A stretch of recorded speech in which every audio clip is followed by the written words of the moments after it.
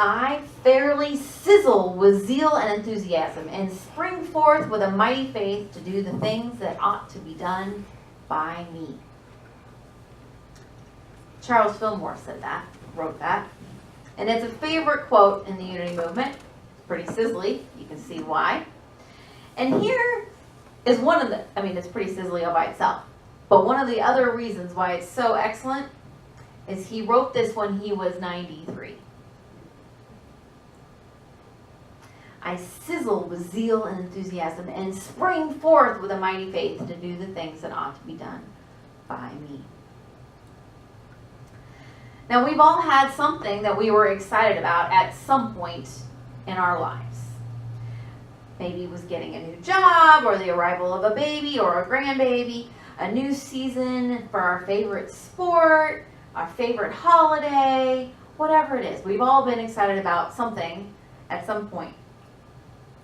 But just like all the 12 powers that we've talked about so far, zeal can't do it all by itself. This is the spiritual toolbox. Zeal is like the rocket booster to the divine ideas that we have formed with imagination, that we have contemplated with understanding, that we have believed in with faith, and determined to be the right path with wisdom. Yes, I know we haven't done wisdom yet, but you know. Once zeal launches the great idea, keeping that rocket flying along with zeal to the next phase is also strength and life, which we will also get to in a couple more weeks. So now that we've started to play with a lot of the powers, we're seeing how they're all connected. They're all an important part of the machine or the tools that are required. So I love, there's some great quotes here about zeal, Charles Fillmore. So, zeal is intensity, ardor, enthusiasm, the inward fire of the soul that urges mankind onward regardless of caution. It is the affirmative impulse of existence. Its command is, go forward. When zeal and judgment work together, great things can be accomplished. To be without zeal is to be without the zest of living. Zeal and enthusiasm incite to glorious achievement in every aim and ideal that the mind conceives. Energy is zeal in motion. I like that part too. Energy is the forerunner of every effect. Never repress the impulse, the force, the zeal welling up within you. Praise it for its great energy and efficiency in action. I know it's a really long quote, but it's just so yummy. That's from Dynamics for Living. So let's unpack zeal some, because it's more than just being excited. Being excited about something can easily hop from one thing to the next, like the top 40 music countdown every week. We can be excited about it, but it's not going. There's no sticking power there. That is an undeveloped use of zeal. The Charles Fillmore definition, the inward fire of the soul that urges mankind onward regardless of caution. Now, see, that's something juicy. The inward fire of the soul. Now, this to me gets what the core of all the 12 powers is about. And you've heard me say the 12 powers are inherent to everyone. And this is a great explanation of all the powers. They are the inner core of who we are. They are not extinguishable, even if we may not remember or acknowledge our use of them. They're this inward fire. Each of the powers are there. They're there. You just have to call them up and say, come on. So in the book that we've been following, Divine Audacity, Linda Martella-Whitsitt breaks down the zeal into 3 parts. That seems to be her thing. And those 3 parts are enthusiasm, audacity, and devotion. And she tells the story of her father, who at the time was 78, and he would drive 2.5 hours one way to the ocean, to sit by the edge of the ocean and splash the water on him, and then lay down under his umbrella and take a nap on the sand. and then he'd drive 2.5 hours back home. He had his little way that he did it. He was so filled with joy and enthusiasm to do that. Being at the beach filled his soul. He loved it. Even though he couldn't swim in the ocean like he once could, he didn't talk about the things that he couldn't do. He just kept doing the things that he could do. The next part is audacity, which is pretty fun for that to be like our theme for the whole summer. And so I looked up audacity in the dictionary because it's one of those words that can mean kind of opposite things. So, according to Merriam-Webster, audacity can mean intrepidly daring or adventurous. It can mean recklessly bold or rash. It can mean contemptuous of law, religion, or decorum, insolent, or marked by originality and verve. Ooh, verve. So, audacious doesn't always sound like a positive trait, but as we've talked about, all of these powers can be used for life-giving or life-limiting ways, right? So that's sort of how it works. The filter we use things through matters.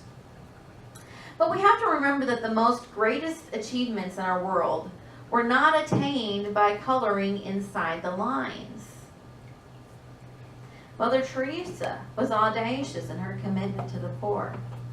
Steve Jobs was audacious in his constant push for innovation.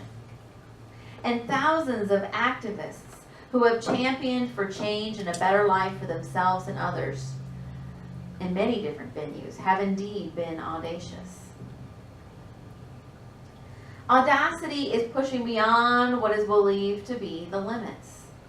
If enthusiasm is saying, I want to explore Mars, audacity is saying, I'm going to, and here's my rocket ship, and the calculations are made, and we leave next week.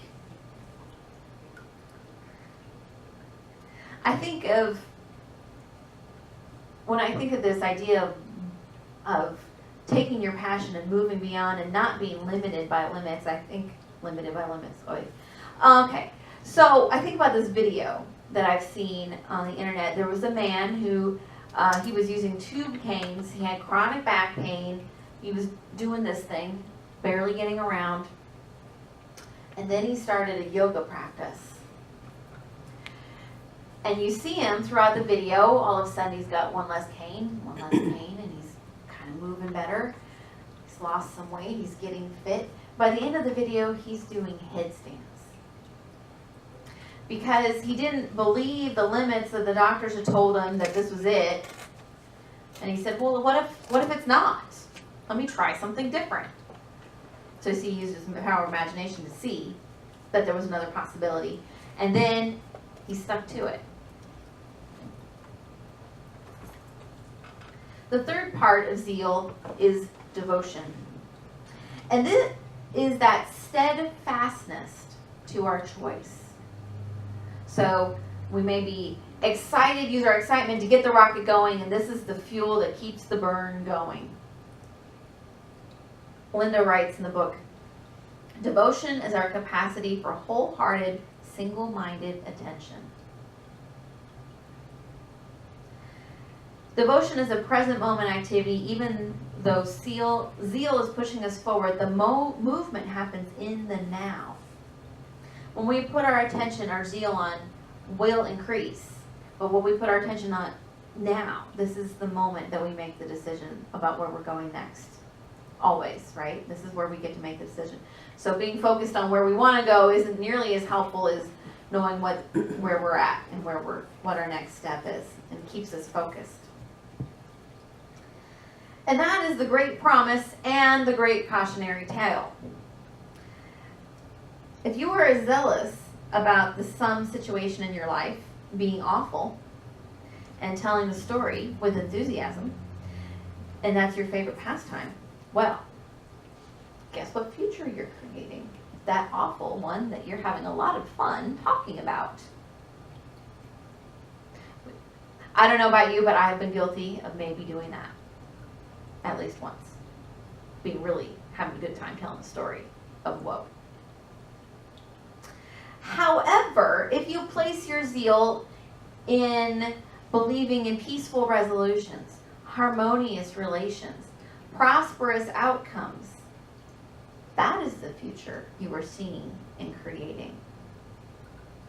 How can I put all my enthusiasm into the idea of creating a more peaceful and harmonious relationship? Even when I make an oops, then I fix it. And so this brings us back to Charles Fillmore's definition of zeal. Zeal must be tempered with wisdom.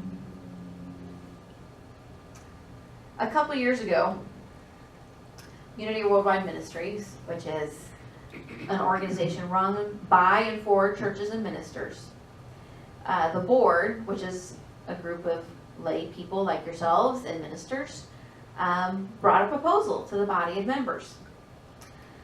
Now, there was a group of people that decided that this particular proposal was an outrage, while others had some concerns, and many others thought it was a good idea. Just like any big decision, right? That's the way it's going to work out. And I liken this situation to a big boat, one that had room for all of us, and we all had a say in how to steer and where to steer and how fast. So those of us who thought it was a good idea were on the boat, working to find solutions. And the people who were concerned, they got on the boat and they connected and they shared the concerns, and they were part of steering and finding maybe even better solutions than the ones that we had originally come up with. And then there's the ones that were in the outrage category, and those were two camps. There was some who decided to take their blocks and go somewhere else, which is a peaceful way to resolve a disagreement, to say, this is not my ship to steer, I'm going to go do something else, or just let the ship go by. That's okay. That's one way to have a peaceful resolution. And then there was the others who decided to stand on the shore and throw rocks.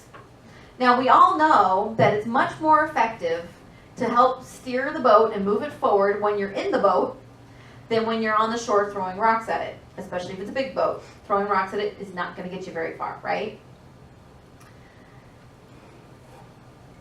And this is where wisdom comes in. Because when we use our wisdom, we know that just standing around having a fit isn't going to do anything. But if we're willing to engage in conversation, if we're willing to engage in asking for understanding and looking for clarification and all of those things, we can be a part of steering the boat. And so our wisdom will help us, even though we're passionate about an idea, we realize that telling them they're stupid is not as good as having doesn't get us a good result, whereas if we use our wisdom, we know that sharing our concerns might help us find a resolution. So when we have that excitement and that zeal, that's good. Having wisdom to use it well is better.